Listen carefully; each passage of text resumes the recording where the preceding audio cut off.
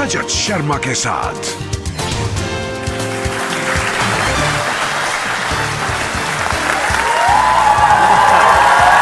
Thank you very much.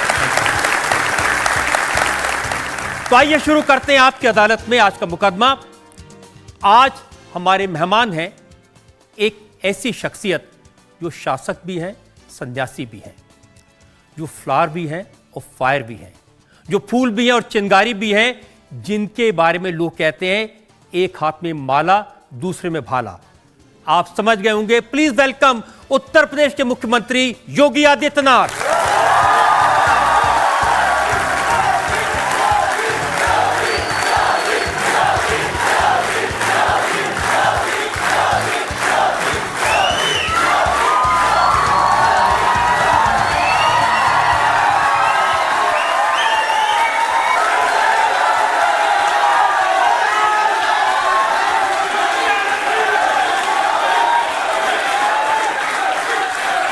आपका ये जोश बना रहे, मैं आमंत्रित कर रहा हूं आपकी अदालत में हमारे आज के जज को।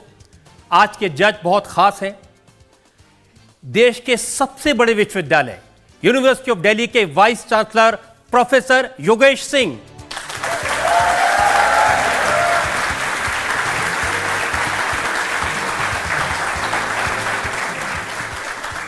अदालत की कार्यवाही शुरू की जाए। और इससे पहले कि इल्जामात और सवालात का सिलसिला शुरू करें, एक नजर डालेंगे योगी आदित्यनाथ के पॉलिटिकल करियर पर। उत्तर प्रदेश के मुख्यमंत्री योगी आदित्यनाथ का पॉलिटिकल करियर किसी चमत्कार से कम नहीं है। संघर्षों से भरा और सफलता के शिखर तक पहुंचा। 33 साल पहले जब ये स्टूडेंट लीडर थे तो किसी ने कह दिया था कि अजय अच्छे कैंपेनर नहीं हैं। आज योगी आदित्यनाथ बीजेपी के स्टार कैंपेनर हैं। देश में कोरोना का संकट आया, देश में कोई आपदा आई, राहुल गांधी सबसे पहले देश छोड़ करके भागते हैं। हर जगह इनकी सभाओं की डिमांड होती है। जब योगी आदित्यनाथ राम मंदिर के आंदोलन में शामिल हुए तब लोग कहते थे मंदिर वहीं बनाएंगे पर तारीख नहीं बताएंगे। योगी आदित्यनाथ ने अपने कार्यकाल में रिकॉर्ड टाइम में भव्य राम मंदिर का निर्माण करवाया।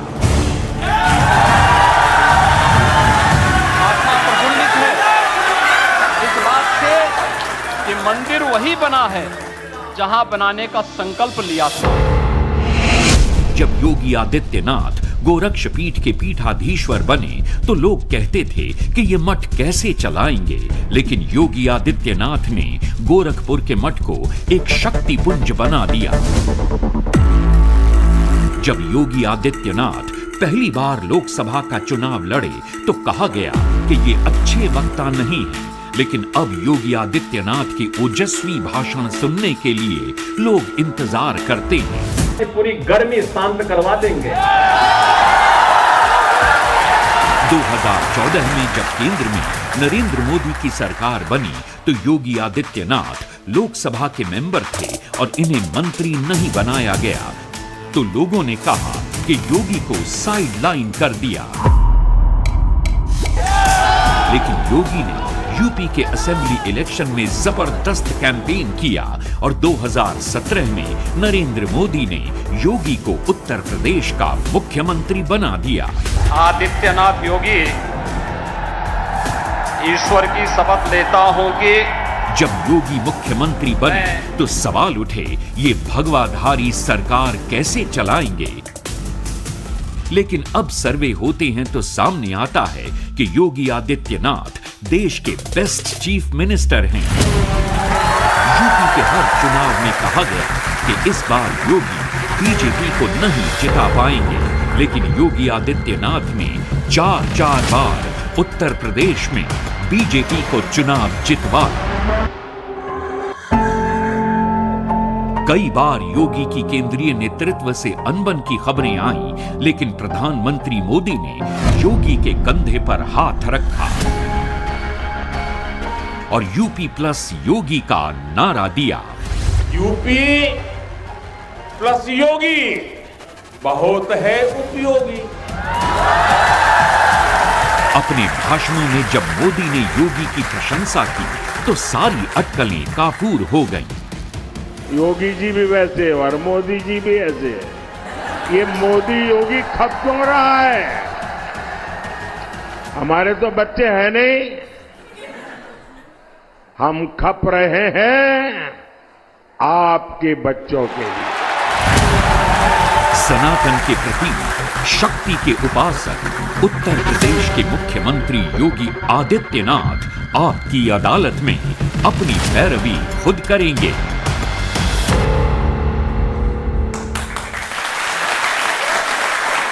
योगी जी, आपको लगता है कैसी दीवानगी है? कुछ तो यहीं दिखाई दे रही है और कुछ मुझे रिसर्च में दिखाई दी। एक दो उदाहरण देना चाहता हूं। एक नौजवान ऐसा मिला जिसने अपनी छाती पर योगी आदित्यनाथ की तस्वीर का टैटू बना लिया है।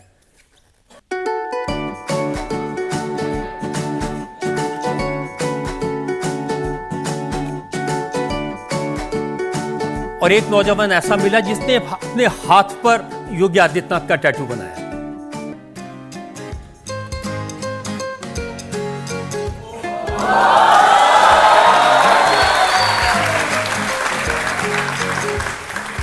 और कुछ लोगों ने आपको नाम दिया है बुलडोजर बाबा, और लोगों ने अपने हाथ पर बुलडोजर के टैटू बनाए हैं।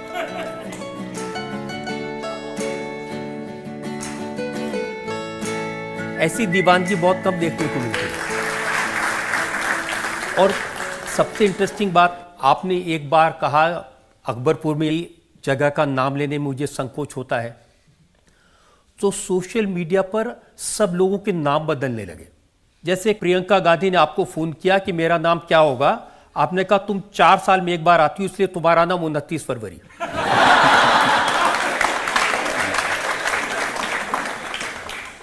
आमिर खान ने फोन किया तो कहा तुम्हारा नाम अमर खन्ना होगा, और जैकलीन फर्नांडिस का नाम जानकी देवी।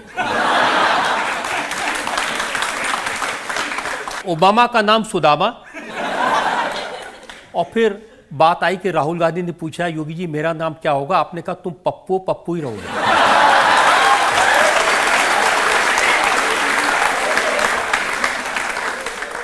लेकिन ये तो मजाक की बात है। सच्चाई में आपकी एक तस्वीर आई जिसमें आपने तेंदुए के बच्चे को उठाया और उन दोनों बच्चों के नाम रखे चंडी और भवानी। वो तस्वीर भी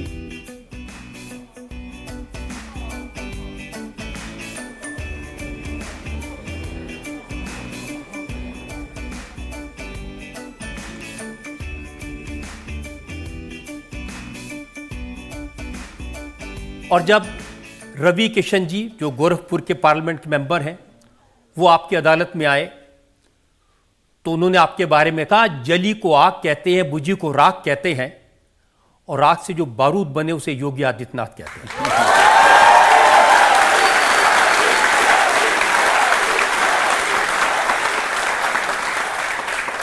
आप कुछ कहना चाहेंगे इन सब दीवानगी पर? देखिए, मैं भारतीय जनता पार्टी का एक सामान्य कार्यकर्ता हूं, उससे पहले एक योगी हूं, और एक योगी के रूप में मेरे धार्मिक और मेरे आध्यात्मिक दायित्व क्या हैं उनका भी पालन करता हूं, लेकिन उससे भी महत्वपूर्ण है कि मेरे राष्ट्रीय दायित्व क्या हैं, उसको उससे भी आक्रामक तरीके से प्रस्तुत करने का प्रयास करता हूं। मैं आभारी हूं उन सभी का जिनको ये यात्रा अच्छी लगती है, और मैं विश्वास करता हूं कि राष्ट्रवाद का ये अभियान जिसके हम पथिक हैं, यह प्रधानमंत्री मोदी जी के नेतृत्व में आज जिस नई ऊंचाई को प्राप्त कर रहा है, मैं विश्वास के साथ कह सकता हूं कि इसी में भारत का और इसी में विश्व मानवता का कल्याण भी निहित है। आपने बिल्कुल ठीक कहा, और जनता इसीलिए आपको इतना प्यार करती है। तो आइए शुरू करते हैं आज का मुकदमा आपकी अदालत में। पहला इल्जाम योगी आदित्यनाथ पर। आपकी अदालत में उत्तर प्रदेश के मुख्यमंत्री योगी आदित्यनाथ पर आरोप है कि ये हिंदुत्व के नाम पर राजनीति करते हैं। आप राम मंदिर की बात करते हैं, लेकिन अखिलेश जी के चाचा हैं प्रोफेसर साहब राम गोपाल यादव, वो कहते हैं भारत में मंदिर की क्या जरूरत है। देखिए, जरूरत थी इसलिए बन भी गया।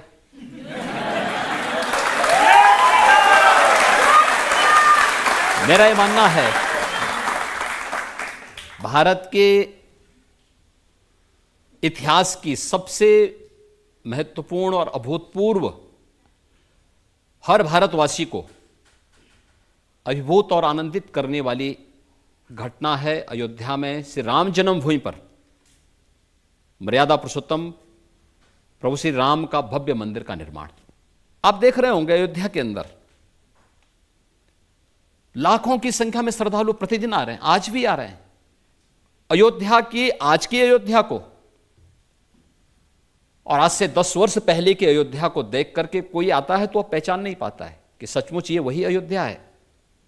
मैं देख रहा था पूरे देश के अंदर अंदर से जो भी श्रद्धालु वहां आए थे, कोई जमीन चूम रहा है, कोई पिलर को चूम रहा है, उनके आंखों में आंसू थे। तो मैंने कुछ लोगों से पूछा, मैंने कहा आखिर आप इतने भावुक क्यों हो जा रहे हैं? उन्होंने कहा साहब, जिस कार्य को देखने के लिए हमारी कई पीढ़ियां तरस गई, 500 वर्षों के उस लंबे इंतजार को मोदी जी ने समाप्त करवा दिया। अयोध्या में जो कार्य अयोध्या के लिए और दुनिया के लिए असंभव था, उसको मोदी जी ने संभव बना दिया। और ये हमारे लिए नहीं, बल्कि इस लोक के साथ साथ परलोक को भी जवाब देने का एक अवसर हमारे पास हो चुका है कि हां, हमने अयोध्या में राम मंदिर के निर्माण शिलान्यास को भी देखा, राम मंदिर के निर्माण को भी देखा, और रामलला को 500 वर्षों के बाद जन्मोत्सव मनाने का अवसर भी अपनी जन्मभूमि पर प्राप्त हुआ है। यह मोदी जी के कारण संभव हो पाया है। प्रोफेसर साहब कहते हैं बेकार का मंदिर। मैं वही आ रहा हूं ना, समाजवादी पार्टी के बारे में हर व्यक्ति जानता है। ये वही पार्टी है जिसके समय में अयोध्या में राम जन्मभूमि पर आतंकी हमला हुआ था, काशी में संकट मोचन मंदिर पर हमला हुआ था, जिनके समय में लखनऊ, अयोध्या और वाराणसी की कचहरियों पर हमले हुए थे। और अखिलेश यादव जब मुख्यमंत्री बने, उन्होंने सबसे पहला काम क्या किया था? इन आतंकवादियों पर दायर मुकदमों को वापस लेने का कुत्सित प्रयास किया था। और तो हम धन्यवाद देना चाहेंगे न्यायपालिका का कि न्यायपालिका ने उन दुर्दांत आतंकवादियों को बाहर निकलने से रोका, अन्यथा क्या दृश्य होता। जो लोग राम भक्तों पर गोली चलाते हैं, जो लोग राम को काल्पनिक मानते हैं, इतिहास साक्षी है, जिसने भी राम का विरोध किया उसकी दुर्गति जरूर हुई है। इनकी दुर्गति तय है। अपनी दुर्गति के लिए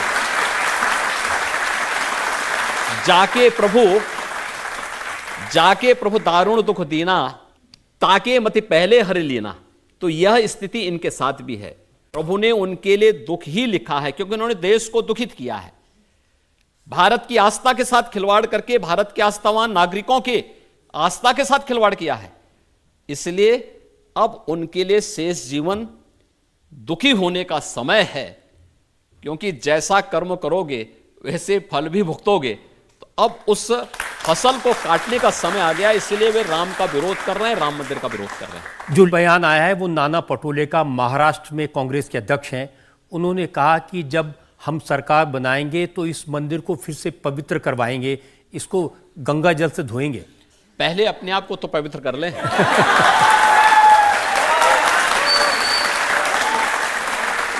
और राहुल गांधी तो बार बार अपनी हर पब्लिक मीटिंग में ये कहते हैं कि ये जो प्राण प्रतिष्ठा का कार्यक्रम है, इसमें उन्होंने अमिताभ बच्चन को देखा, ऐश्वर्या राय को नाचते हुए देखा, लेकिन किसी गरीब को, किसी मजदूर को नहीं देखा। इनको शर्म आनी चाहिए इस प्रकार की भाषा का उपयोग करने में कि कोई गरीब नहीं था। ये श्रमिक कौन थे? जो मंदिर का निर्माण कर रहे हैं, उनका महिमा मंडन प्रधानमंत्री अपने हाथों से कर रहे हैं। वे कुर्सी में बैठे थे, प्रधानमंत्री जी उनके पास जा करके पुष्प से वर्षा करके उनका सम्मान कर रहे थे। प्रयागराज में सफाई कर्मियों के पैर प्रधानमंत्री जी ने अपने हाथों से धोए। यह पहली बार हुआ है। आखिर कांग्रेस में राहुल गांधी के पर नाना प्रधानमंत्री थे, उनकी दादी प्रधानमंत्री थी, उनके पिताजी प्रधानमंत्री थे,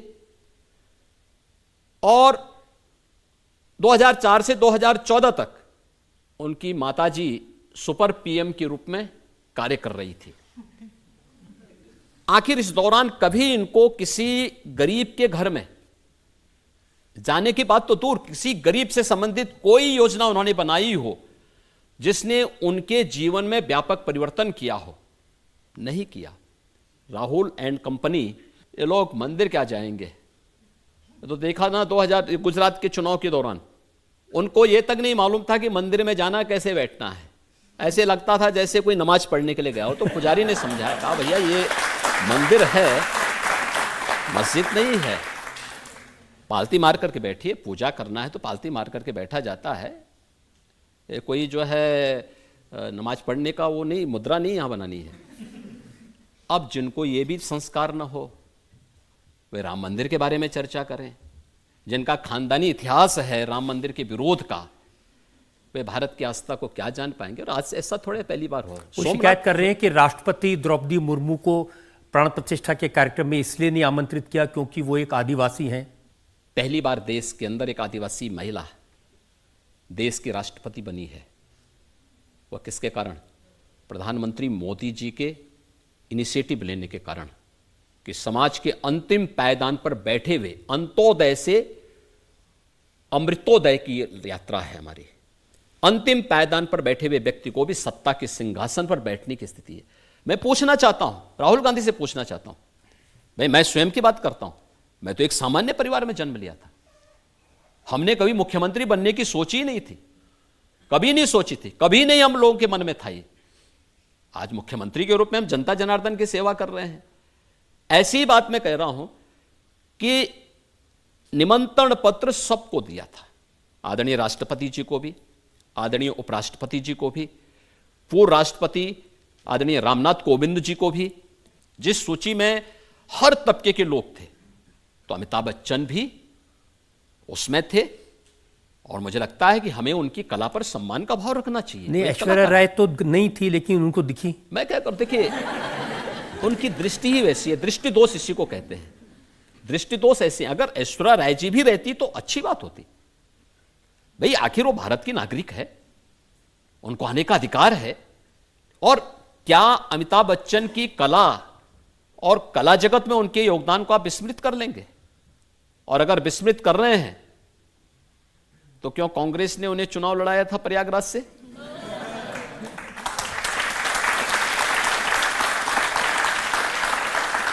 योगी जी, बहुत सारे लोग राम मंदिर की चर्चा करते हैं। अब खड़गे जी एक दिन कह रहे थे अपने कैंडिडेट से, तुम शिव हो, तुम्हें राम से लड़ना है, तुम हरा सकते हो राम को। देखिए, भारत की परंपरा में, सनातन धर्म की परंपरा में राम और शिव एक दूसरे के पूरक हैं। भगवान राम ने रामचरितमानस में स्वयं ही इस बात को कहा है कि शिवद्रोही अगर मेरे समीप आने का प्रयास करता है तो वह सपने में भी मेरी कृपा नहीं प्राप्त कर सकता है। और जब लंका में सेतु बंध का निर्माण करना था तो प्रभु राम ने पहले रामेश्वरम में भगवान शिव की ही उपासना की थी। जब नामकरण की बात आई, भगवान राम ने ज्योतिर्लिंग का नाम रामेश्वरम रखा कि राम के ईश्वर हैं। लेकिन शिव से पूछा गया तो भगवान शिव ने कहा नहीं नहीं, जिसके ईश्वर राम है वही रामेश्वर है। देखो, दोनों एक दूसरे को सम्मान दे रहे हैं। यह भारत की परंपरा है। कांग्रेस ने बांटने की राजनीति हमेशा की है। पहले देश को बांटा, इसके बाद क्षेत्र और भाषा के आधार पर देश को बांटने का कुत्सित प्रयास किया। अब सोचिए, 1947 में देश का विभाजन इन्होंने कराया। उस समय बाबा साहब अंबेडकर रहे हो या बहुत सारे ऐसे महापुरुष थे जिन्होंने कहा कि देखो, देश का बंटवारा नहीं होना चाहिए और करना है तो पॉपुलेशन ही बदल दो जी। वह जिसकी भारत में आस्था नहीं, वो भारत में क्यों रहेगा? वो जाए ना, रास्ता वहां का नापे, वहां का जहां उनको जाना है। क्यों भारत में बोझ बनोगे? क्षेत्रफल ज्यादा दिया गया, आबादी कम गई। ज्यादा क्षेत्रफल मिलने और भारत की बहुत अच्छी उपजाऊ भूमि वहां जाने के बावजूद आज पाकिस्तान के अंदर क्या स्थिति है। और मैं यही बोलना चाहूंगा, जो पाकिस्तान का राग अलापते हैं वे जाए ना उस कंगाल के पास, वे भी उस भीख मांगने में शामिल हो जाएं। देखो, एक तरफ भारत है, 80 करोड़ लोगों को प्रधानमंत्री मोदी जी के नेतृत्व में फ्री में राशन की सुविधा का लाभ दे रहा है, और दूसरी तरफ 23 से 24 करोड़ का पाकिस्तान भिखमंगों की तरह दुनिया के अंदर कटोरा लेके घूम रहा है, कोई भीख भी नहीं दे रहा है। 1 किलो आटा के लिए ऐसे गली मोहल्ले में हम देखते हैं ना, छीना झपटी कभी कभी होता है, एक रोटी का टुकड़ा फेंको तो वहां पे कुछ जीवों में आपस में छीना झपटी होती है। यह दृश्य आपको पाकिस्तान के अंदर मनुष्यों को दिखाई देता होगा। यह हाल पाकिस्तान का इन्होंने किया। अगर वह हिंदुस्तान का पार्ट होता, ऐसे खुशहाल होता जैसे भारत खुशहाल है। पाकिस्तान की जितनी आबादी, उससे ज्यादा गरीबों को मोदी जी ने 10 वर्ष में गरीबी रेखा से ऊपर उठा करके एक स्वस्थ जीवन जीने का, खुशहाल जीवन जीने का उन्हें एक रास्ता उनके लिए प्रशस्त किया। शर्म आनी चाहिए इन लोगों को जो पाकिस्तान की वकालत कर रहे हैं। लेकिन पाकिस्तान के जो फॉर्मर मिनिस्टर फवाद चौधरी, उन्होंने कहा राहुल ऑन फायर, राहुल को वोट देना चाहिए। तो राहुल गांधी की तो पैरवी वहीं से होगी, हिंदुस्तान से थोड़े कोई करने वाला है। राहुल गांधी से उम्मीद क्या करते हैं। इस सब के बावजूद राम मंदिर का ये लोग विरोध करें, भारत के संसाधनों का गरीब को, गांव को, किसान को, नौजवान को, महिला को, दलित को, यानी जनजाति को, पिछड़ी जाति के लोगों को, अन्य गरीबों को मिलने वाली सुविधा ये मुसलमानों में लुटाएं, और तब भी ये भारत से समर्थन प्राप्त करने की अपेक्षा करते हो। फयाज चौधरी जैसे लोग ही इनको समर्थन करेंगे। कोई सभ्य सोसाइटी भारत की और भारत का कोई राष्ट्रभक्त इनको समर्थन नहीं कर सकता है। मणिशंकर अय्यर, उन्होंने कहा कि पाकिस्तान की इज्जत करो क्योंकि उसके पास एटम बम है, तो भारत को उससे डर के रहना चाहिए। तो हमारे एटम बम क्या ये फ्रिज में रखने के लिए हैं क्या? ऐसा नहीं है, ये नया भारत है। ये कांग्रेस की मणि हो सकती है, भारत का मणि नहीं हो सकता है। ये नया भारत है। नया भारत छेड़ता नहीं है, लेकिन कोई छेड़ेगा तो उसको छोड़ता भी नहीं है। घर के अंदर घुस करके जवाब देगा, और यह भारत ने करके दिखाया है। और यही कारण है। देखिए, पहले आतंकवादी विस्फोट जगह जगह हो जाते थे। दिल्ली में हुए, अयोध्या में, काशी में, लखनऊ, वाराणसी, लखनऊ की आपकी अयोध्या की कचहरियों में हुए, गोरखपुर में विस्फोट हुए, मुंबई में विस्फोट हुए, देश की संसद पे हमला हुआ। ये सभी घटनाएं घटित हुई थी अलग अलग समय में। आपने पिछले 10 वर्ष के अंदर देखा होगा, एक सुरक्षा का बेहतरीन वातावरण, आंतरिक सुरक्षा बेहतरीन हुई है। नक्सलवाद समाप्त हुआ है, और अब तो पटाखा भी थोड़ा जोर से फटेगा ना, तो पाकिस्तान पहले सफाई देता कि नहीं, मेरा हाथ नहीं है, मैं दूर दूर तक मेरा संबंध नहीं है। ये नया भारत है, ये देश की ताकत है। इस पर हर भारतवासी गौरव की अनुभूति करता है। ये इस पे नहीं, कांग्रेस के समय अरे साहब सीमा पार से आतंकवाद, एक शब्द उनका सुनने को मिलता था। देखिए, मैं संसद में रहा हूं 2004 से लेकर के 2014 तक, और मैंने बहुत नजदीक से देखा जब कश्मीर में सामूहिक नरसंहार होता था, अयोध्या में, काशी में, या जहां भी विस्फोट हुए थे, ट्रेनों में विस्फोट होते थे। जब भी हम संसद में मुद्दे उठाते थे, एक शब्द सुनने को मिलता था, अब सीमा पार से आतंकवाद है। अबे सीमा पार से है तो आप भी तो कुछ करिए। हिम्मत ही नहीं थी। आज सीमा पार समाप्त। आज सब भारत अपने आप सबसे निपट लेता है। यह ताकत दिखानी पड़ेगी, और ये ताकत मोदी जी के नेतृत्व में नए भारत ने दिखाई है। और मुझे लगता है हर भारतवासी इस पर गौरव की अनुभूति करता है कि मोदी जी के नेतृत्व में नया भारत श्रेष्ठ भारत भी है। न केवल भारत को सम्मान दिलाता है, भारत की सीमाओं की सुरक्षा भी करना जानता है, भारत की आंतरिक सुरक्षा को भी बेहतरीन रखना जानता है, भारत के अंदर विकास के बड़े बड़े कार्यों को भी आगे बढ़ा सकता है। आज आप देख रहे होंगे IIT, IIM, एम्स की संख्या 2014 तक केवल 7 बनी थी, 7 में से भी 6 अटल जी ने बनाए थे। 7 में से 6 अटल जी ने बनाए। आज इनकी संख्या बढ़कर के 26 हो गई है। ये मोदी जी के समय में बढ़ा है। मेट्रो 5 सिटी पे थी, आज 20 सिटी में मेट्रो की सुविधा है। ईज ऑफ लिविंग के लक्ष्य को कैसे आप प्राप्त करेंगे? ये सुविधा। एयरपोर्ट कांग्रेस के समय यानी आजादी के पहले से लेकर 2014 तक केवल 74 थी, आज इनकी संख्या 152 हो चुकी है। ऐसे ही IIT, IIM, IIIT, 1 district 1 medical college, एक लंबी श्रृंखला, और गरीब कल्याणकारी योजना की कोई गिनती नहीं। ये सभी कार्य मोदी जी के नेतृत्व में पिछले 10 वर्ष के अंदर जो हुए हैं, ये कार्य इस बात को दिखाते हैं कि यहां सुरक्षा भी है, सम्मान भी है, विकास भी है, गरीब कल्याण भी है। और विकास ही नहीं है, विकास को विरासत से भी जोड़ा गया है।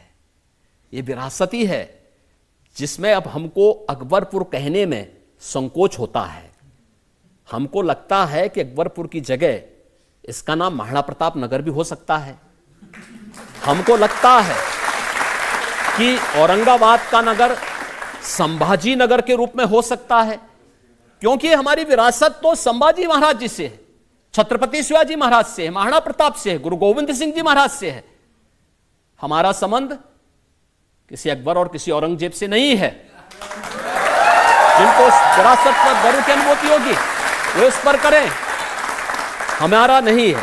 तो यहां एक ब्रेक के रुकते हैं और ब्रेक के बाद आपकी अदालत में योगी आदित्यनाथ पर इल्जाम और तो सवाल का एक होता है। कहीं तोड़ फोड़ करोगे तो 7 पीढ़ियां याद करेंगी, वसूली करूंगा ब्याज से। देख रहे होंगे ना, 7 वर्ष में कोई दंगा हुआ, कोई कर्फ्यू लगा, ये करके हमें दिखाना होगा।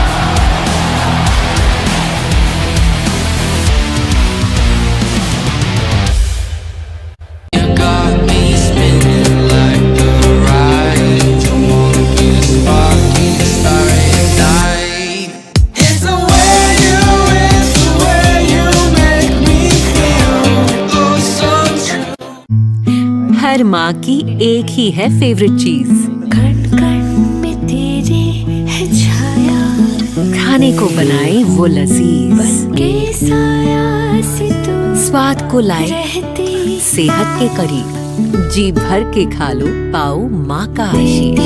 है पल पल की शक्ति, हर माँ का भरोसा प्यार से परोसा, पतंजलि शुद्ध गाय का घी।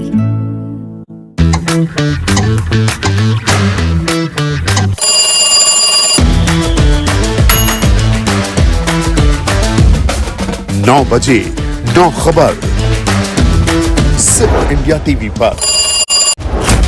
बेबाक, बेखौफ, असरदार, दमदार 10 सोमवार से शनिवार सुबह 10 बजे सिर्फ इंडिया टीवी पर।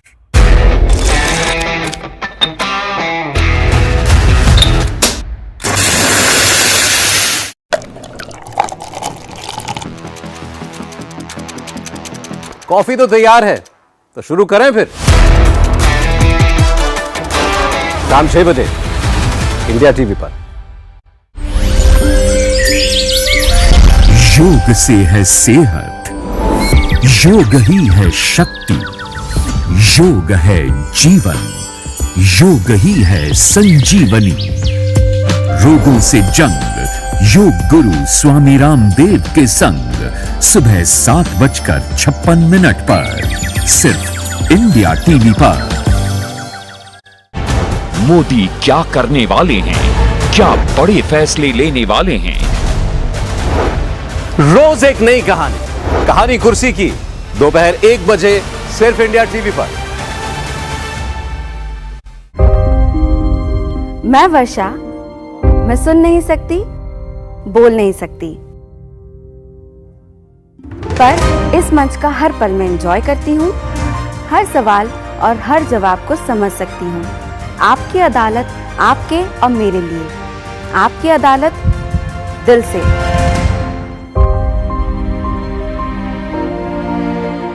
तो आइए शुरू करते हैं आपकी अदालत में आज का मुकदमा। अब खास लोगों के लिए आपकी अदालत की स्पेशल स्ट्रीमिंग इंडिया टीवी के आपकी अदालत चैनल पर।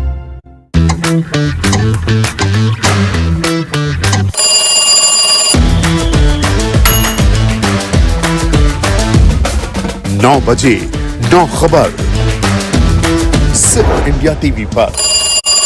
कब, कहां, कैसे? अभी अभी सुबह 11 बजे सिर्फ इंडिया टीवी पर। झूठ पर, शोर पर, ढोंग पर, चाल पर, प्रहार। दोपहर 12 बजे सिर्फ इंडिया टीवी पर।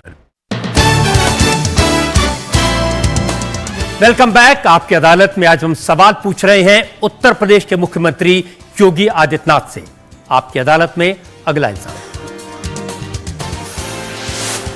आपकी अदालत में उत्तर प्रदेश के मुख्यमंत्री योगी आदित्यनाथ पर इल्जाम है कि ये मुसलमानों को डराते हैं। योगी जी, ये सही है कि देश में जो मुसलमान वर्ग है उनको एक क्लियर कट मैसेज दिया जा रहा है। मौलाना सज्जाद नोमानी बड़े स्कॉलर हैं, बड़ी रिस्पेक्ट है। महाराष्ट्र में उन्होंने मीटिंग की और कहा कि चुपचाप एक मुश्त वोट देना है मोदी को हराने के लिए। देखिए, ये मैसेज दुर्भाग्यपूर्ण है। मोदी जी ने 10 वर्ष में चेहरा देख करके नहीं, जाति मत मजहब के आधार पर नहीं, सबका साथ और सबके विकास के आधार पर देश के अंदर विकास भी किया, गरीब कल्याणकारी योजनाओं का लाभ भी दिया। लेकिन ये जो ध्रुवीकरण करने का प्रयास हो रहा है कुछ कठमुल्लों का, मौलवियों के द्वारा, मुझे लगता है ये चाहते हैं कि वह जीवन भर लुंगी पहन करके ही दौड़ता रहे। उसको ये लोग नहीं चाहते कि वह कोई एपीजे अब्दुल कलाम बने, कोई वैज्ञानिक बने, भारत के अंदर वह नेतृत्व करने की स्थिति में आ सके। उन्होंने क्या कहा? बहुत अकलमंदी के साथ, बहुत खामोशी के साथ वोट जिहाद करो। जिहाद करके अगर वोट को भी जिहाद के साथ जोड़ना चाहते हैं तो उस वोट से जन्नत नहीं मिलेगा, जहन्नुम जरूर मिल जाएगा। और एक बात और मैं बता देना चाहता हूं, देखिए, भारतीय जनता पार्टी का बहुत स्पष्ट वो है कि भारत का संविधान शरीयत से नहीं, कोई व्यक्तिगत कानून से नहीं, हम बाबा साहब भीमराव अंबेडकर के द्वारा बनाए गए संविधान से चलाएंगे। अब ये डराने की बात नहीं है। जब ये रिपोर्ट पीएमओ से आती है कि 65 साल का आकलन किया, हिंदू 7% कम हो गए, मुसलमान 44% बढ़ गए। भारत के अंदर तो हिंदू 8% घटाई, मुस्लिमों की आबादी उससे ज्यादा कई गुना बढ़ी है। लेकिन पाकिस्तान और बांग्लादेश में ठीक इसके उल्टा हुआ है। यानी यहां पे अल्पसंख्यक मुसलमान तेजी के साथ बढ़ा है, उसकी आबादी 3 से 4 गुना बढ़ी। हिंदुओं की आबादी घटी। लेकिन पाकिस्तान और बांग्लादेश की स्थिति क्या है? वहां पर हिंदुओं की आबादी तेजी के साथ घटी है। 22% हिंदू था बांग्लादेश में, आज 7% रह गया। पाकिस्तान में नाम मात्र का रह गया। और ये जो शरीयत की वकालत करते हैं, कठमुल्लापन जब तक देश में चलता रहेगा तब तक ये देश प्रगति नहीं कर सकता, इसको रोकना पड़ेगा। आप देखिए, अगर उस पीड़ित मानवता के लिए भारतीय जनता पार्टी नेतृत्व की मोदी जी की सरकार सिटीजनशिप अमेंडमेंट एक्ट लेके आती है, जिसमें भारत के किसी नागरिक का हित नहीं होना है, पाकिस्तान, बांग्लादेश, अफगानिस्तान से जो पीड़ित हिंदू है, बौद्ध है, जैनी है, सिख है, क्रिश्चियन है, पारसी है,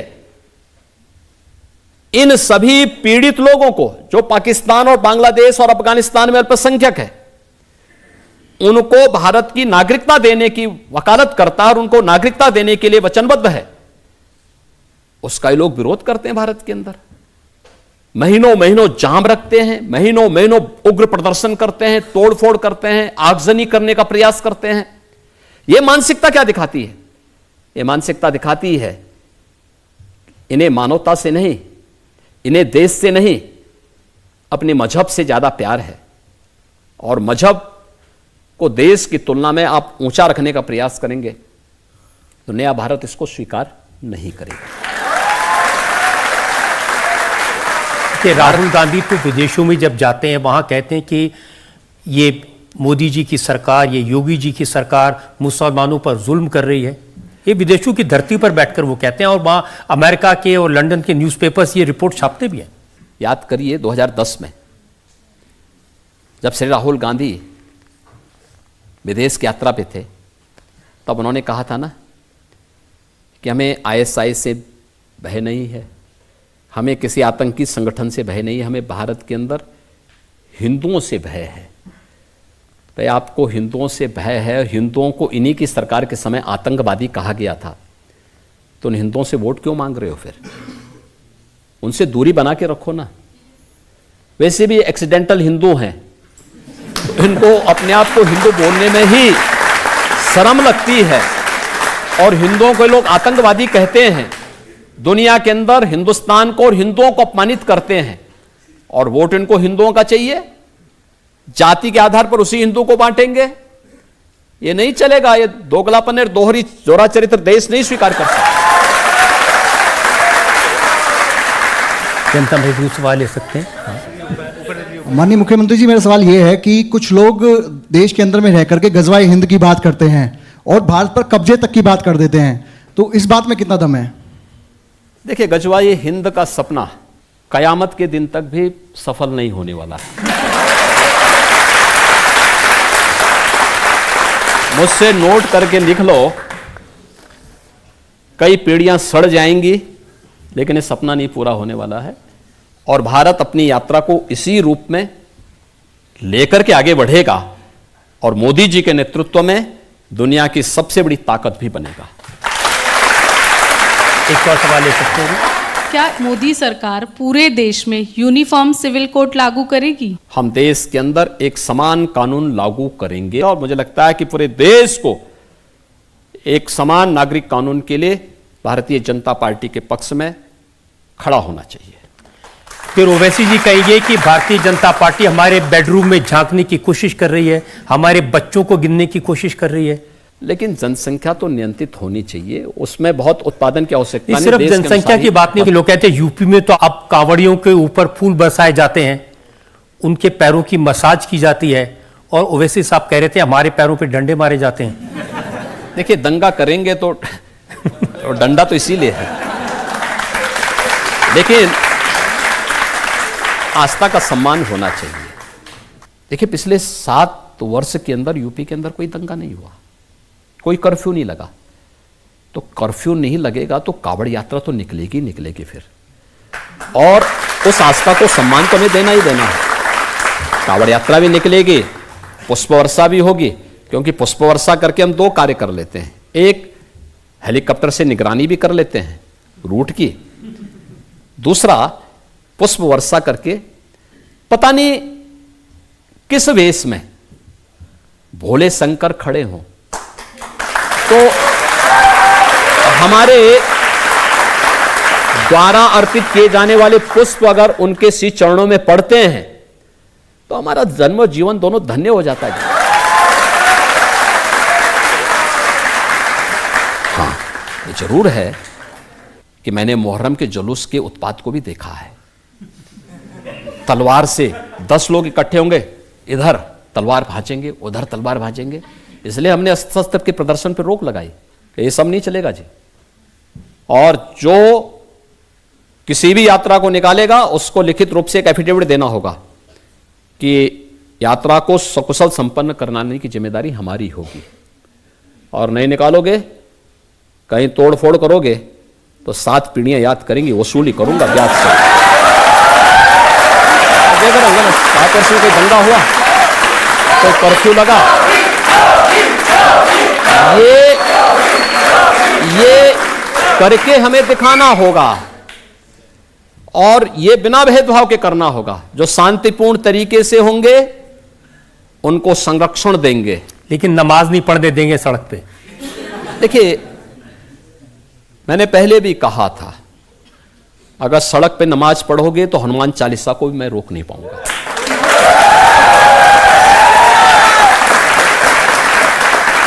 और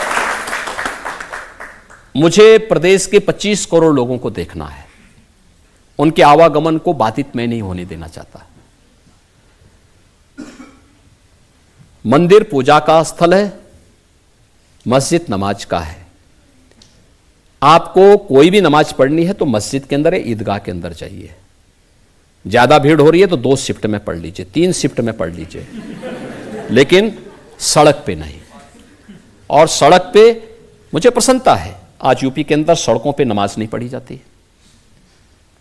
मस्जिदों के, धर्मस्थलों के माइक उतर गए हैं, शांतिपूर्ण तरीके से बीमार भी, बच्चा भी, हमारे छात्र भी, ये सब आज आराम से अपनी परीक्षाओं की तैयारी कर सकते हैं। बीमार व्यक्ति आराम से घर में आराम कर सकता है, बच्चा, छोटा बच्चा, वो भी आराम से रहता है। नहीं तो इतनी चिल्लाहट होती थी, बीमार परेशान, बच्चे परेशान, परीक्षा की तैयारी करने वाला जब तक थोड़ा भी उसका ध्यान लगता था तब तक कहीं से आवाज आती थी, वो बेचारा ध्यान ही उसका भूल जाता। आज देखिए यूपी के अंदर आप देख रहे होंगे कितना पीसफुल है, कहीं कोई दिक्कत नहीं, बहुत शांतिपूर्ण तरीके से सारे कार्यक्रम चल रहे हैं और ये सब पे बराबर लागू हुआ है। बड़े बड़े आयोजन हो रहे हैं। इस समय भी 1 से 1.5 लाख श्रद्धालु प्रतिदिन अयोध्या आ रहे हैं, एकदम शांतिपूर्ण तरीके से सारे लोग श्रद्धापूर्वक दर्शन कर रहे हैं, भूत होके जा रहे हैं एक नई अयोध्या देख करके। सब लोग इतने भावुक हैं अयोध्या के बारे में जो सुना था, और आज जब अयोध्या को देखते हैं विस्मित हैं। अयोध्या में 4 लेन, अयोध्या में 6 लेन, अयोध्या में इंटरनेशनल एयरपोर्ट, और एयरपोर्ट भी महर्षि वाल्मीकि के नाम पर। ये भोजनालय माता सबरी के नाम पर, विश्रामालय अगर आपको देखना है तो निषाद राज के नाम पर। ये नई अयोध्या की नई पहचान है। भगवान राम के सभी सहयोगी आज अयोध्या के साथ जोड़ करके अयोध्या की इस यात्रा को और मजबूत बना रहे हैं। और अयोध्या में राम जन्मभूमि के लिए स्वयं प्रधानमंत्री शिलान्यास के लिए भी जा रहे हैं, और प्राण प्रतिष्ठा के कार्यक्रम में पूरा 11 दिनों के अनुष्ठान के बाद भगवान राम से जुड़े महत्वपूर्ण स्थलों पर स्वयं गए और फिर अयोध्या में आके प्राण प्रतिष्ठा अपने कर कमलों से संपन्न करके उन्होंने कहा, साहब राम तो राष्ट्र के प्रतीक है, राम और राष्ट्र को हम अलग करके नहीं देख सकते। जहां पे भाव होगा उस देश को आगे बढ़ने से कोई ताकत दुनिया की रोक नहीं सकती है। योगी, आपने इतनी अच्छी बात कह दी है। यहां एक और ब्रेक के रुकेंगे और ब्रेक के बाद आपकी अदालत में योगी आदित्यनाथ पर इल्जामात और सवालात का एक और दौर। अब ये लेटेस्ट केस मुख्तार अंसारी का है, जिसके बारे में समाजवादी पार्टी के लोग कह रहे हैं कि उनको जेल में जहर दे के मार दिया। मरना तो था ही।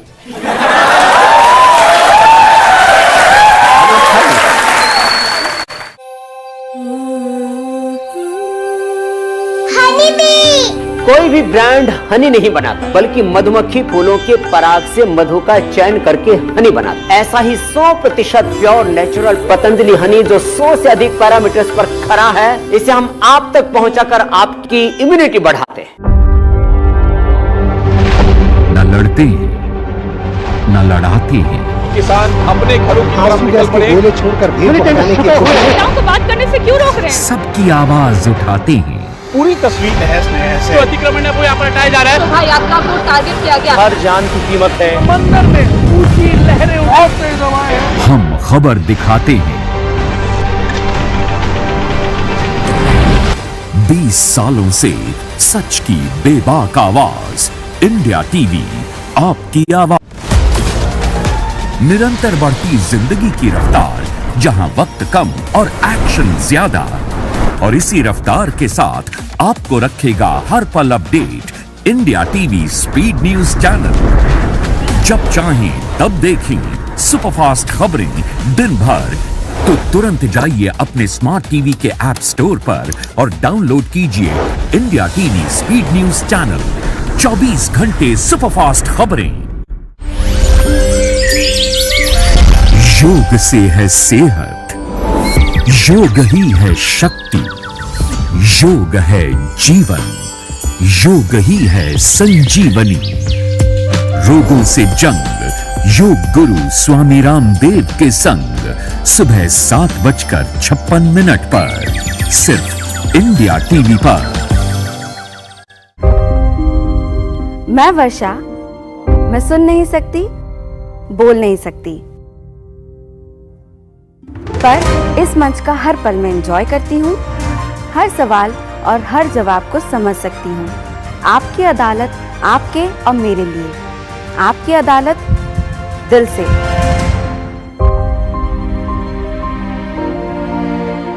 तो आइए शुरू करते हैं आपकी अदालत में आज का मुकदमा। अब खास लोगों के लिए आपकी अदालत की स्पेशल स्ट्रीमिंग इंडिया टीवी के आपकी अदालत चैनल पर।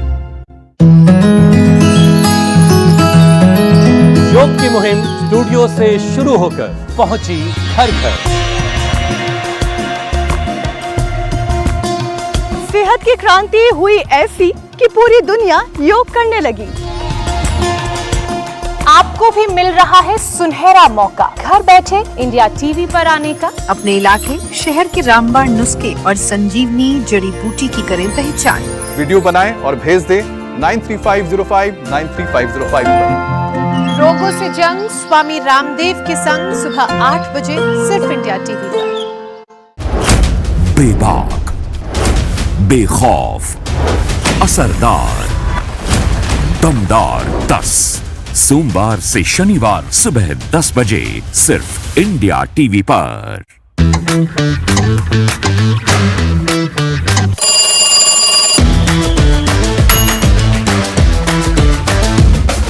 9 बजे 9 खबर सिर्फ इंडिया टीवी पर।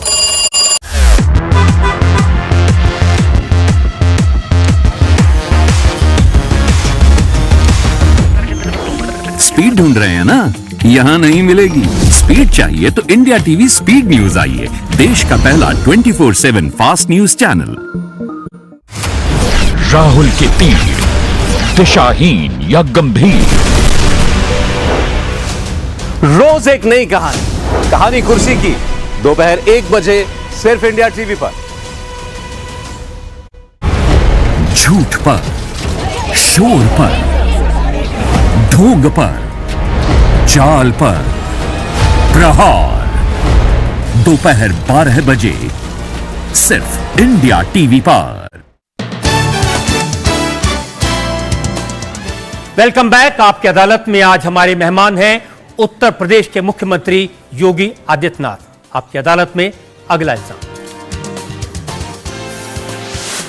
आपकी अदालत में उत्तर प्रदेश के मुख्यमंत्री योगी आदित्यनाथ पर आरोप है कि इनके राज में डर का माहौल है। योगी जी, बहुत सारे लोग उत्तर प्रदेश में खौफ में जी रहे हैं। कुछ यूपी छोड़ के चले गए, कुछ ऊपर चले गए।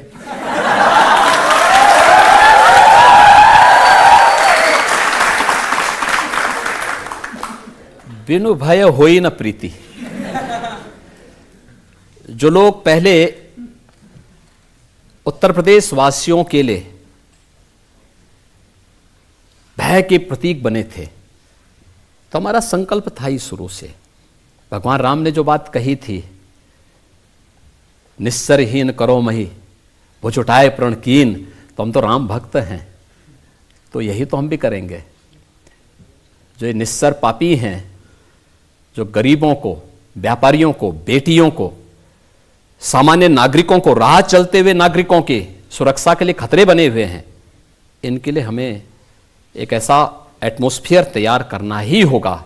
कर दिया। लोग कहते हैं नो बेल नो जेल, सीधा प्रभु से मेल। देखिए, दोनों चीजें एक साथ चलनी चाहिए। मैंने कहा ना कि मैं राम भक्त हूं, तो अयोध्या में रामलला विराजमान हों, तो ऐसे लोगों की राम नाम सत्य है की यात्रा भी तो निकलनी चाहिए। और वही काम यूपी में हुआ है। देखिए, सपा और कांग्रेस जिन माफिया और जिन अपराधियों को अपने गले का हार बनाती थी, जो सत्ता के सरप्रस्त थे, जिनके समय में जब उनका काफिला निकलता था तो सारे प्रोटोकॉल स्थगित हो जाते थे और माफिया पहले निकलते थे। आज की क्या स्थिति है? मैंने देखा उसमें से एक माफिया, एक बार जब पुलिस उसको ला रही थी तो उसकी पैंट ही गीली हो गई। पैंट गीली हो गई। एक माफिया रोज चिल्लाता था कि साहब मेरी जान को खतरा है। भाई हमने कहा तुमसे कितने लोगों को खतरा रहा होगा भाई, ये तो सोचो पहले। देखिए, बहुत जल्दी अब ये लेटेस्ट केस मुख्तार अंसारी का है, जिसके बारे में समाजवादी पार्टी के लोग कह रहे हैं कि उनको जेल में जहर दे के मार दिया। भाई मरना तो था ही।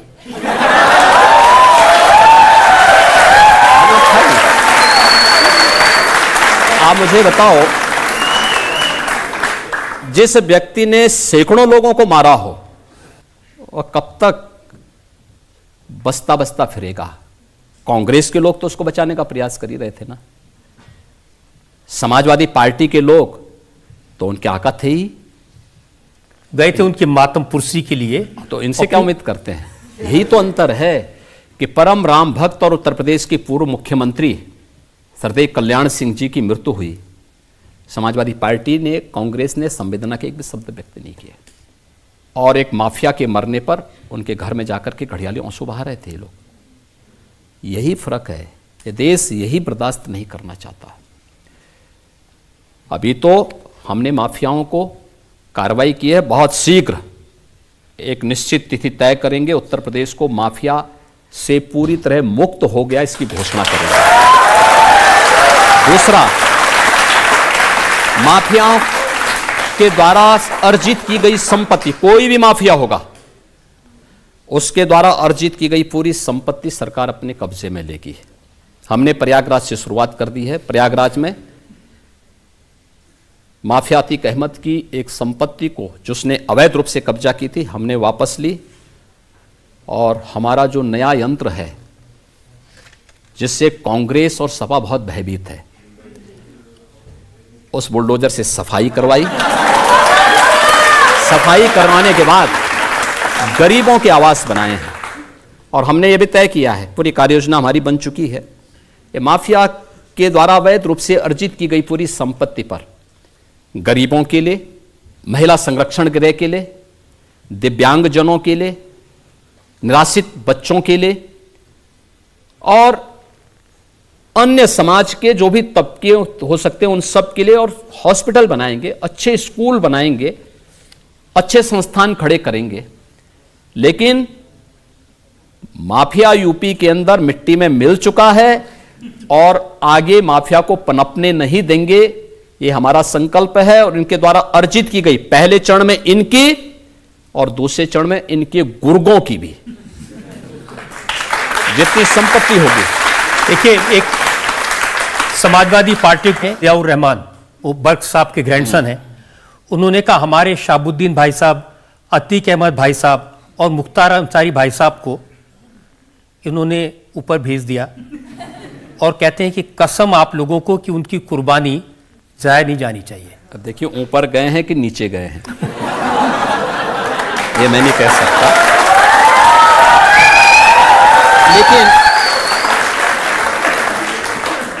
लेकिन देखो, किसी विषधर से उम्मीद करना कि वह शांति का उपदेश देगा तो ये बेवकूफ़ी होगी। इसका खानदानी उपदेश है, वो अपने खानदानी उपदेश को और अपने खानदानी विरासत को आगे बढ़ा रहे हैं। सबसे ज़्यादा शिकायत आजम खान साहब करते हैं। आजम खान कहते हैं कि उनकी यूनिवर्सिटीज़ पर, उनकी प्रॉपर्टीज़ पर बुलडोज़र चला दिया योगी जी ने, मौका भी नहीं दिया सामान हटाने का। देखिए, ये उस महाभारत परिवार के ही काका श्री ये भी हैं। जब द्रौपदी का चीरहरण हो रहा था तो ये भी सब मौन बने हुए थे, बल्कि उसमें लिप्त थे दुर्योधन और दुशासन के साथ में। तो जैसी करनी वैसी भरनी, जैसा किया है वैसा उन्होंने आज उसका परिणाम भी उनको भुगतना पड़ रहा है। आजम खां हो या ये जितने अन्य माफिया हों, इन्होंने उत्तर प्रदेश के विकास को बाधित किया है। और आज उत्तर प्रदेश के अंदर कानून का राज है। इस कानून के राज में सामान्य नागरिक, वह नौजवान हो, महिलाएं हो, किसान हो, व्यापारी हो, उद्यमी हो, इन सबको एक भयमुक्त वातावरण मिला है। यह भयमुक्त वातावरण उत्तर प्रदेश में निवेश भी किया है। उत्तर प्रदेश जैसे राज्य में 40 लाख करोड़ रुपए से अधिक के निवेश के प्रस्ताव आए। केंद्र और राज्य में एक समान विचारधारा की, एक समान पार्टी की सरकार है और विकास, गरीब कल्याण इनका संकल्प है। देश के प्रति इन सब की पूरी प्रतिबद्धता है, इसलिए सब कार्य हो पा रहे हैं। लेकिन आपके जो बुलडोजर है उसकी गूंज तो मैंने देखा कि कोलकाता तक सुनाई दी। वहां हाईकोर्ट के जज ने कोलकाता के मेयर से कहा कि अगर तुमसे नहीं होता है तो योगी जी से थोड़े दिन के बुलडोजर उधार ले लो। देखिए, उत्तर प्रदेश का ये जो बुलडोजर है यह न्याय नहीं करता। उत्तर प्रदेश के न्यू इंफ्रास्ट्रक्चर का प्रतीक है। और ये जो नया इंफ्रास्ट्रक्चर हमारा है, एक्सप्रेसवे का, नए एयरपोर्ट का, नए हाईवे का, इंटर स्टेट कनेक्टिविटी का, ये जो न्यू इंफ्रास्ट्रक्चर है, इसके मार्ग में जो अतिक्रमण होगा तो बुलडोजर से ही हटेगा ना। ये माफिया और इन लोगों के द्वारा जो भी अतिक्रमण किया गया था, उस अतिक्रमण को बहुत शीघ्रता के साथ वो हटाता है। और हटाता है तो इनको पीड़ा होती है और उनके आकाओं को उससे ज्यादा पीड़ा होती है। एक पीड़ा उत्तर प्रदेश के कुछ वकीलों को भी है। वकील कह रहे हैं कि यहां लॉ एंड ऑर्डर सुधर गया, माफिया खत्म हो गया, उसकी वजह से उनके पास केसेस आने बंद हो गए। तो उन्होंने कहा कि ये एक वीडियो देखा मैंने, वो कह रहे हैं योगी जी थोड़ा सा क्राइम तो चलने दीजिए, थोड़ी हमारी भी इनकम हो जाए। देखिए, अधिवक्ता समाज देश का नेतृत्व वर्ग है और उनके पास कार्य के लिए बहुत सारा समय है। वकालत के साथ साथ अभी तो उनके पास अगर कार्य करेंगे तो जो पेंडेंसी है न्यायालय की, न्यायपालिका की, इसको आगे बढ़ाएंगे तो अगले 10 वर्ष के लिए कार्य होगा। 10 वर्ष के बाद तब तक इतना समाज सेवा का काम करें कि पॉलिटिक्स में भी वह पीढ़ी फिर से आए जैसे देश की आज़ादी के दौरान देश के अधिवक्ताओं ने लीड लिया था। और मुझे लगता है कि वह सामर्थ्य हमारे अधिवक्ता समुदाय के पास है और वो कर सकता है। एक सवाल और ले सकते हैं हम ब्रेक से पहले? हाँ। पहले के उत्तर प्रदेश में और योगी जी के उत्तर प्रदेश में क्या अंतर है? पहले लोग माफिया स्वच्छंद घूमते थे, बेटी और व्यापारी दोनों असुरक्षित थी, नौजवान पलायन करता था, किसान आत्महत्या करता था, गरीब भूखों मरता था, गरीब बीमारी में तबाह होकर के या तो दम तोड़ देता था या आत्महत्या करने के लिए मजबूर होता था। आज ये नए भारत का नया उत्तर प्रदेश है। नए उत्तर प्रदेश में बेटी और व्यापारी को सुरक्षा की चिंता नहीं करनी है। अपराधी गले में तख्ती लटका कर कहता, साहब एक बार जान बख्श दो, बस हम थैली लगा करके पेट भर लेंगे। ये परिवर्तन हुआ है।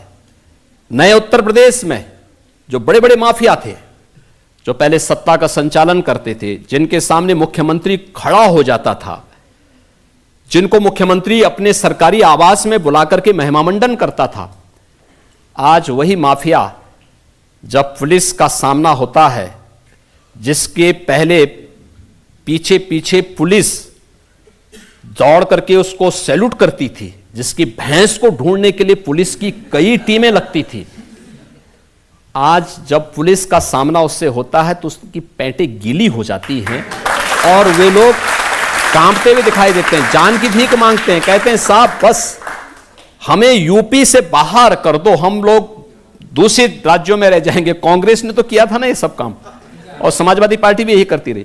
तो एक भयमुक्त वातावरण दिया है, विकास के साथ यूपी को जोड़ा गया है, बिना भेदभाव के शासन की योजनाओं को लागू किया गया है, पर्व और त्योहार शांतिपूर्ण तरीके से यूपी के अंदर हो रहे हैं।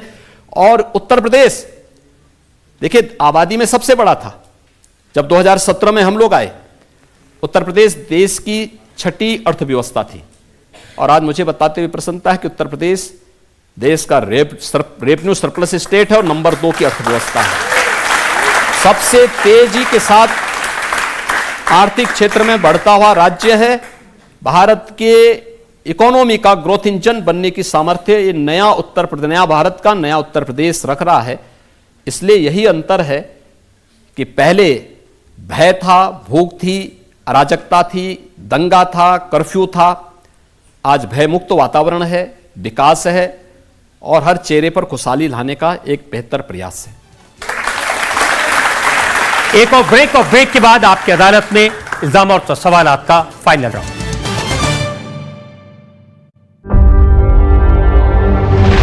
न लड़ते हैं न लड़ाते हैं, किसान अपने घरों की तरफ निकल पड़े, गोले छोड़कर महिलाओं को बात करने से क्यों रोक रहे हैं? सबकी आवाज उठाते हैं।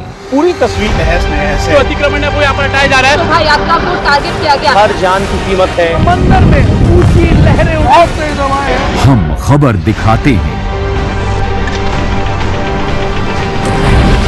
20 सालों से सच की बेबाक आवाज, इंडिया टीवी, आपकी आवाज। बेबाक, बेखौफ, असरदार, दमदार 10 सोमवार से शनिवार सुबह 10 बजे सिर्फ इंडिया टीवी पर। झूठ पर, शोर पर, ढोंग पर, चाल पर, प्रहार दोपहर 12 बजे सिर्फ इंडिया टीवी पर।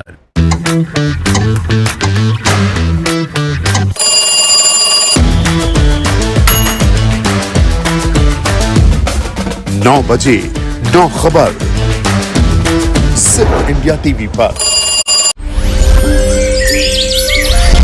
योग से है सेहत, योग ही है शक्ति, योग है जीवन, योग ही है संजीवनी। रोगों से जंग योग गुरु स्वामी रामदेव के संग सुबह 7:56 पर सिर्फ इंडिया टीवी पर। निरंतर बढ़ती जिंदगी की रफ्तार, जहां वक्त कम और एक्शन ज्यादा, और इसी रफ्तार के साथ आपको रखेगा हर पल update India TV speed news channel. जब चाहें तब देखें सुपरफास्ट खबरें दिन भर, तो तुरंत जाइए अपने स्मार्ट टीवी के ऐप स्टोर पर और डाउनलोड कीजिए India TV speed news channel. 24 घंटे सुपरफास्ट खबरें। देश के खिलाफ उठती हर आवाज का पर्दाफाश, हकीकत क्या है, रोज रात 8 बजे सिर्फ इंडिया टीवी पर। डिजिटल को प्रेजेंटर विमल, बोलो जुबान केसरी।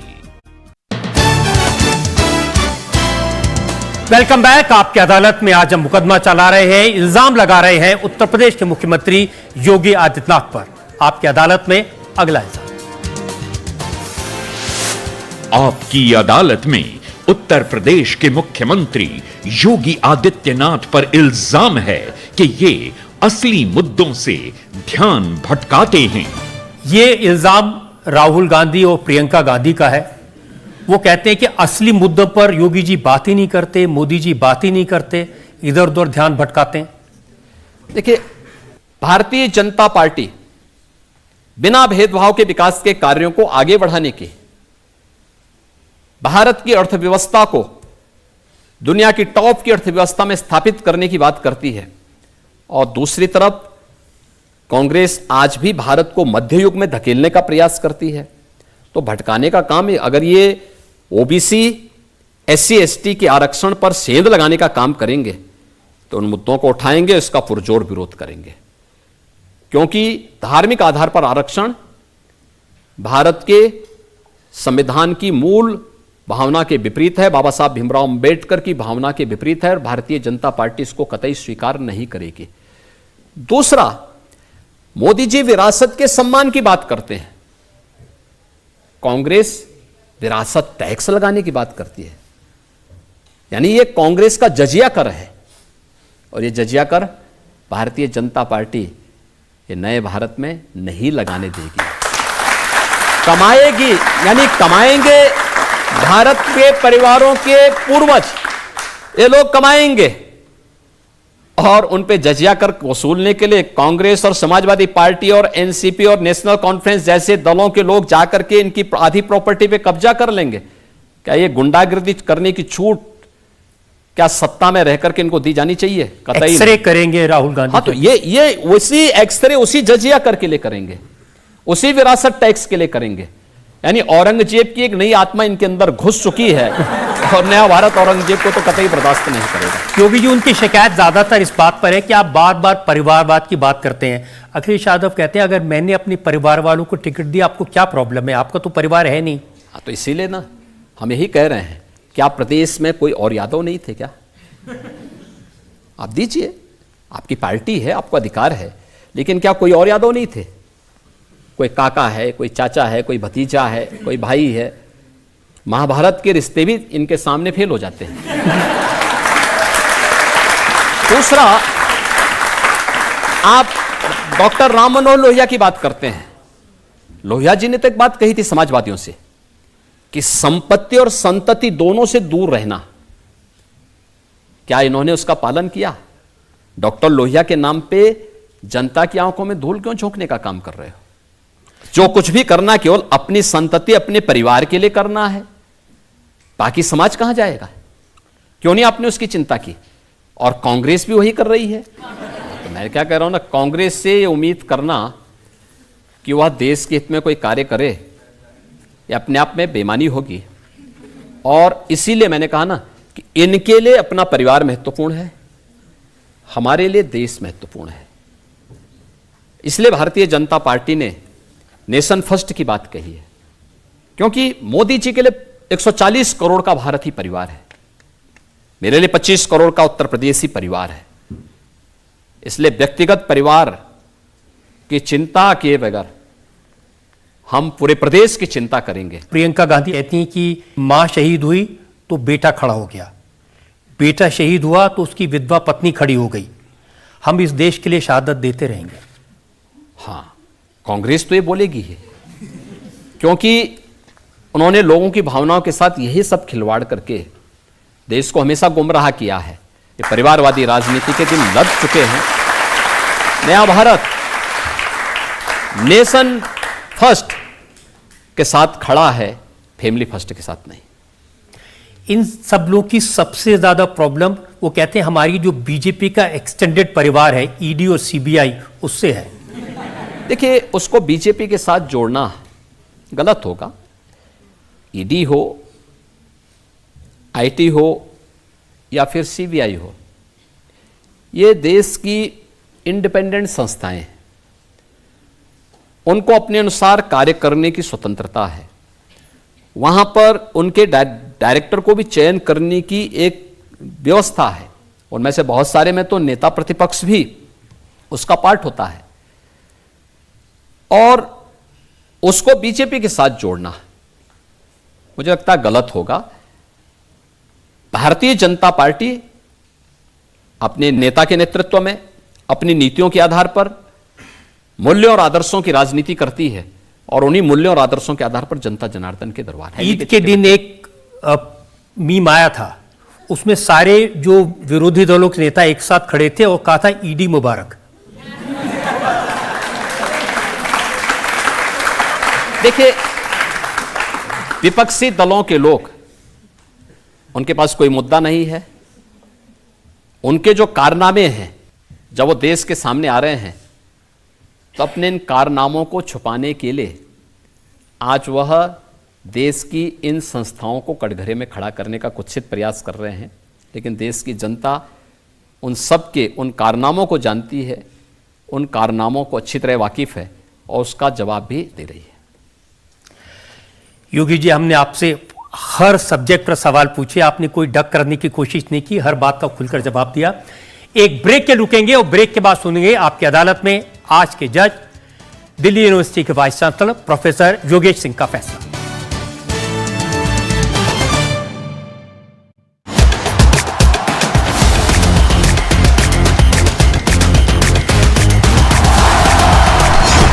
स्पोर्ट्स का हर अपडेट झटपट फटाफट, कम समय में ज्यादा खबरें। India TV speed news channel, देश का पहला 24/7 फास्ट न्यूज चैनल।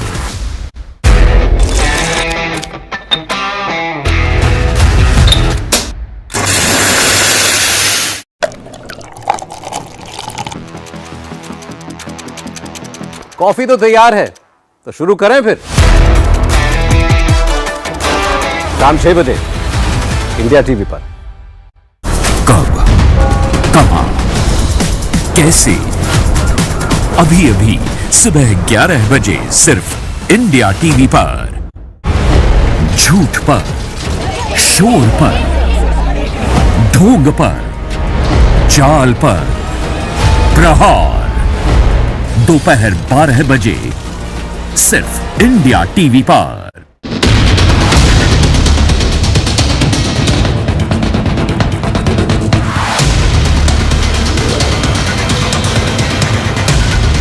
पॉलिटिक्स का हर अपडेट झटपट फटाफट, कम समय में ज्यादा खबरें। India TV speed news channel, देश का पहला 24/7 fast news channel. Welcome back. आपकी अदालत में आज जन्म मुकदमा चलाया योगी आदित्यनाथ पर। अब वक्त है आपकी अदालत में आज के जज दिल्ली विश्वविद्यालय के उपकुलपति प्रोफेसर योगेश सिंह के फैसले का। योगी आदित्यनाथ जी, आप संन्यास, नेतृत्व और प्रशासन का अद्भुत संगम हैं। आज आप पर अनेक इल्जाम इस अदालत में लगाए गए और आपने उनको बहुत सही तरीके से, स्पष्ट रूप से, सच्चाई के साथ डिफेंड किया। आप राष्ट्रीय दायित्वों का पालन राष्ट्र को आगे बढ़ाने के लिए करते हैं। आपका राष्ट्र प्रेम देश को, देश के लोगों को प्रेरणा देता है। आप देश के हित में काम करते रहिए। भारत 2047 तक विकसित राष्ट्र बनेगा। ये अदालत आपको आदरपूर्वक रिहा करती है।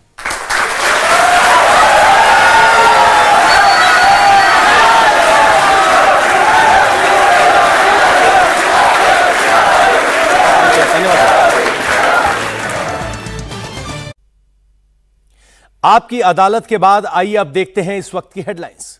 Headlines presented by Canara Bank. Together we can.